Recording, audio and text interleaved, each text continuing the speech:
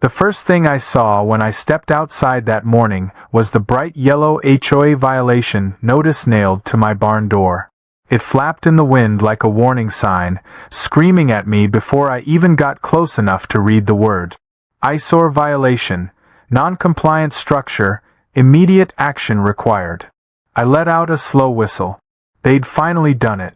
After months of passive-aggressive letters and committee meetings where I was the main topic of discussion, the HOA had finally escalated their war against my barn. Margaret Henshaw, the self-appointed dictator of our neighborhood, had made it her life's mission to improve the community by stomping out anything that didn't fit her perfect little vision. And my barn, my old, sturdy, family-built barn, was her latest victim. I could already hear her voice in my head, nasal and smug. "We have standards, Mr. Henderson, and your barn simply does not align with the neighborhood's aesthetic values." Translation: it wasn't beige, white, or some other lifeless shade that made everything blend into a soulless landscape of cookie-cutter homes. I yanked the notice off the door and read the fine print. According to the new HOA regulations, any structure deemed disruptive to the visual harmony of the neighborhood had to be either demolished or corrected within 30 days or face heavy daily fines. A chuckle bubbled up in my chest, not because I found this funny, but because of the sheer absurdity of it all. That barn had been here longer than most of these houses, longer than Margaret's manicured hedges and her perfectly placed garden gnomes. And yet, somehow, it was now the biggest threat to the neighborhood's well-being? I crumpled the paper in my fist and turned just in time to see Margaret herself, flanked by 2 other board members, strutting up my driveway like she was leading an army into battle. She wore one of her signature pastel-colored suits, the kind that looked like it came straight out of a 50s fashion catalog, and her expression was as stiff as her ironed collar. "Good morning, Mr. Henderson," she greeted, her tone saccharine sweet, the kind of fake politeness that made my skin crawl. "I doubt you actually want me to have a good morning, Margaret," I said, waving the crumpled notice at her. "This yours." She clasped her hands in front of her chest like a schoolteacher about to deliver a lesson. "The board has reviewed your property, and it's been decided that your barn does not meet our updated community guidelines. As stated in the letter, you'll need to repaint it in a more suitable color or remove it entirely." I raised an eyebrow. "More suitable color?" She nodded. "Something neutral. Perhaps a nice taupe or a soft gray." I glanced back at my barn, its faded red paint chipped in places but still holding its rustic charm. My grandfather built that barn with his own 2 hands. It had stood through storms, brutal winters, and even a tornado that came through 10 years ago. But somehow, Margaret thought a coat of taupe would be the thing to save it? I let out a deep sigh. "And if I don't?" She smiled, but there was no warmth in it. "You'll be fined daily. And if the fines accumulate beyond a certain point, well, the HOA has the right to take further action." I knew what that meant. Legal battles. Possibly even a forced demolition order. All because someone thought my barn didn't match their perfect little vision of the neighborhood. For a moment I considered just painting the damn thing the way they wanted. Maybe it wasn't worth the fight. Maybe I should just pick a dull color and move on. But then I looked at Margaret's smug expression, the way she was already seeing this as a victory, and something inside me snapped. "Oh, I'll repaint it, all right," I said, grinning for the first time that morning. Margaret's eyes lit up with approval. "I'm so glad you're willing to work with us." I nodded. "Absolutely. I'll make sure it's done by the end of the week." She left, satisfied that she had won, completely unaware of what was about to happen. Because if they thought my barn was an eyesore before, they hadn't seen anything yet. The very next day, I went down to the hardware store and bought the most obnoxious, brightest shade of neon pink they had. Not just pink. This was the kind of pink that could be seen from space. The kind that would make flamingos jealous. The kind that would burn itself into Margaret's nightmares. It took 2 full days, a couple of 6-packs, and a little help from my buddy Gus, but by the time we were finished, My barn was a glowing beacon of defiance. It stood there, radiant and blinding under the sun, daring anyone to say a damn thing about it. The reaction was immediate. I woke up the next morning to the sound of gasps, shouts, and someone even dropping their coffee on the sidewalk. Neighbors stopped in their tracks, shielding their eyes like they were looking directly at the sun. Kids pointed and laughed. And then, like a bat out of hell, Margaret came speeding down my driveway. She stumbled out of her car, eyes wide with horror. What have you done?" I leaned against my newly pink barn, sipping my morning coffee like it was just another peaceful day. "Oh, I followed the rules," I said. "You said no red. You never said no pink." Margaret's face turned a shade that almost matched the barn. This is unacceptable. You cannot seriously think this is an improvement." I took a slow sip of my coffee, savoring the moment. "You wanted harmony, Margaret. Nothing says harmony like a barn you can see from 3 streets over." She sputtered, at a complete loss for words, which might have been the first time in history that had ever happened. And just like that, the war had begun. By the time the sun had fully risen the next morning, the entire neighborhood was buzzing about the pink barn. Some people loved it. Kids took selfies in front of it. A few teenagers made funny videos pretending to be blinded by its glow, and even old Mrs. Donovan from 3 houses down walked by just to chuckle and shake her head. But not everyone was amused. The HOA board had gone into full-blown crisis mode, holding an emergency meeting on Margaret's lawn, all of them pacing, whispering, and waving papers around like generals preparing for battle. Margaret herself had been in front of my house 3 times already, each visit more dramatic than the last. First, she tried reasoning with me, her voice dripping with forced patience. "Jack, I understand you think this is funny, but this is not a joke. The board expects immediate compliance." When that didn't work, she tried threats. "This is a direct violation of community standard. You will be fined every single day this remains standing." I shrugged and smiled through all of it, which only made her angrier. The official fine notice arrived by noon. $50 per day until I repainted or tore down the barn. Not exactly pocket change, but I'd been expecting it. What they weren't expecting was the way the neighborhood reacted. The barn had become an attraction. It started with a few social media posts from the teenagers, then a couple of local bloggers picked up the story. Within 24 hours, I was getting messages from people in the next town over, telling me they'd driven by just to see the now famous neon pink barn. Some guy even started selling t-shirts with a cartoon version of the barn and the words, "HOA approved," printed underneath. The irony was, in their attempt to make my barn disappear, the HOA had made it the most talked about thing in town. Margaret, of course, was losing her mind over it. That's when the dirty tricks started. The first sign that they were escalating things came when I found a citation taped to my mailbox. Apparently, my lawn was suddenly out of compliance with HOA landscaping rules. Never mind the fact that I'd had the same patch of grass, the same row of hedges, and the same exact flower beds for years. Now, according to the HOA, my hedges were excessively unkempt, and my mailbox was improperly maintained. I laughed and tossed the notice aside, but it didn't stop there. The next day, I woke up to a noise outside my house. When I stepped onto the porch, I saw a man in an official-looking vest walking around my property with a clipboard, muttering to himself as he jotted things down. I walked up to him, coffee cup in hand. "Can I help you with something?"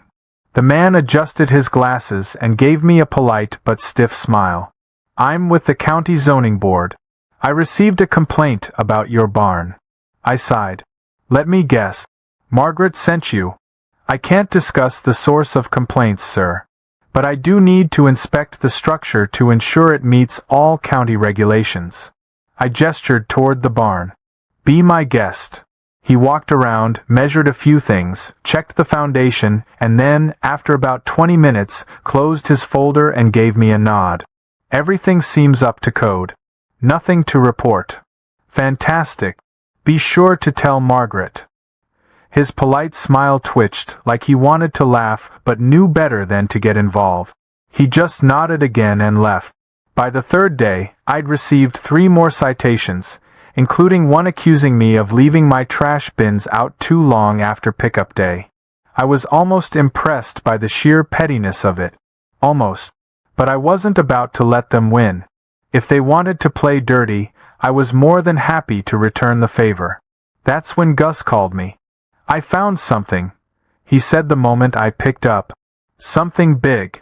Gus, being the brilliant former lawyer that he was, had been digging through public records and HOA documents in his spare time. And what he'd found was enough to make me sit up straight. "Margaret has a real estate business," he explained. "She's been buying properties in the neighborhood, but only after forcing homeowners to comply with HOA rules that end up driving down their property values. Then she flips them for a massive profit." I whistled. "So that's what all of this is about?" "Looks like it," Gus confirmed. "She's been trying to make the neighborhood visually uniform to attract high-end buyers. Your barn, being the bright pink thorn in her side, is messing up her sales pitch." It all made sense now. This wasn't just about HOA rules. This was about money. Margaret wasn't trying to preserve the beauty of the neighborhood. She was trying to manipulate property values for her own gain. And I had just become her biggest obstacle. That night, I sat on my porch, looking at the barn glowing under the moonlight, and realized I had 2 choices. I could keep fighting these petty fines, dealing with the daily harassment, and eventually, maybe, they'd wear me down. Or I could fight back in a way that Margaret would never see coming. The next morning, I made some calls. If Margaret wanted to play the long game, I was going to make sure it backfired spectacularly.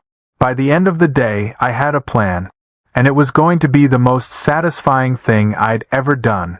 The morning of the HOA's next meeting, I had everything ready. The barn, still proudly neon pink, stood as a beacon of defiance, but today, it was more than just a middle finger to Margaret and her rules. Today, it was a symbol of something bigger. The fight wasn't just about my barn anymore. It was about every homeowner in the neighborhood who had been bullied, fined, and threatened into submission. Margaret had been playing this game for years, and I was about to be the one to flip the board. The meeting was held in the community center, a soulless beige building that perfectly matched Margaret's idea of beauty. When I arrived, the place was packed. Normally, these meetings barely attracted a handful of people, but tonight word had spread. Homeowners who never cared about HOA politics before were here, whispering among themselves, some shooting me encouraging nods as I walked in. Margaret stood at the front, flanked by her loyal board members, her usual smug confidence radiating off her like cheap perfume. She spotted me, and her lips curled into a forced smile. "Mr. Henderson," she said, her voice dripping with fake politeness.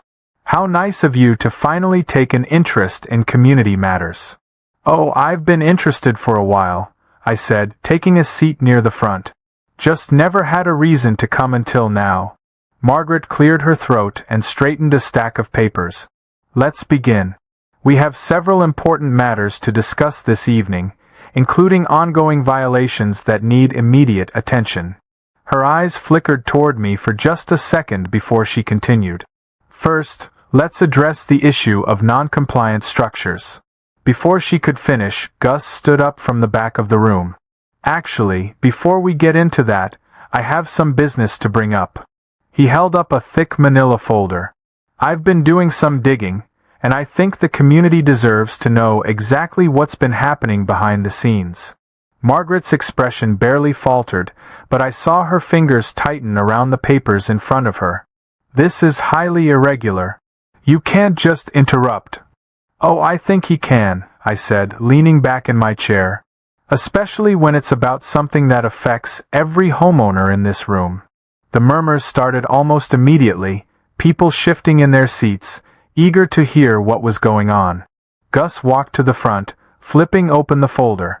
"I've looked into HOA property transactions over the last few years, and I found an interesting pattern. Homes that received multiple fines, often over ridiculous violations, were later sold, usually at a loss. And guess who ended up buying them? Margaret Henshaw. Gasps filled the room. Some people looked at each other in confusion, others in growing anger. Margaret's face remained calm, but I could see the stiffness in her posture. "This is absurd," she said, forcing a chuckle. "I've simply invested in properties like any smart businessperson would." "Sure," Gus continued, flipping through his documents. "Except these purchases happened suspiciously close to the times when new HOA rules were passed. Rules that made homeowners' lives miserable until they felt pressured to sell. And the kicker? Margaret would buy these homes at a bargain, make aesthetic improvements, and flip them for a hefty profit." The room erupted into noise. People started shouting over each other, some demanding answers, others just furious that they had been played. Margaret lifted a hand in an attempt to regain control. "Now hold on," she said. "You can't prove that I personally—" "Oh, but we can," Gus interrupted, holding up a printed email. "These are messages between you and a real estate partner, discussing how to force a sale by making compliance unbearable. Care to explain that?" Margaret's face finally lost its composure. Her mouth opened, then closed, then opened again, but no words came out. She looked to the other board members, but they all suddenly seemed very interested in their paperwork, avoiding her gaze. That's when someone stood up from the audience. "You fined me for having a flower pot on my porch," an older man shouted, pointing an accusing finger at Margaret. "You said it was not in line with community aesthetics. That was the beginning of the end for me." Another voice joined in.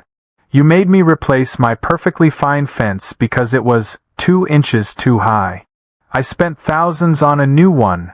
More voices followed, each angrier than the last.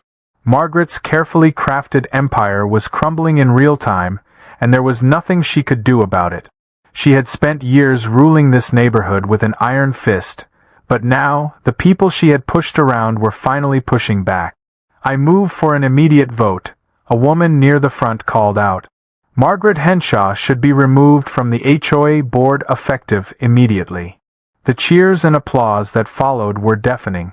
Margaret tried to protest, but no one was listening anymore. The board members, clearly wanting to distance themselves from the sinking ship, agreed without hesitation. The vote was taken on the spot, and just like that, Margaret was out. She stood there for a long moment, looking like a woman who had just lost everything. Then, without another word, she gathered her papers, turned on her heel, and stormed out of the building. No one stopped her. The room burst into celebration. People laughed, some shook my hand, and a few even joked about repainting their own houses pink in my honor. The HOA board, now leaderless, agreed to roll back some of the more ridiculous rules, including the one about non-traditional colors. My barn could stay exactly as it was. The next morning, I walked outside with my coffee and took in the sight of my still vibrant, neon pink barn. It stood there, defiant and proud, a reminder that sometimes the little guy wins. And just for good measure, I decided to paint my mailbox pink too.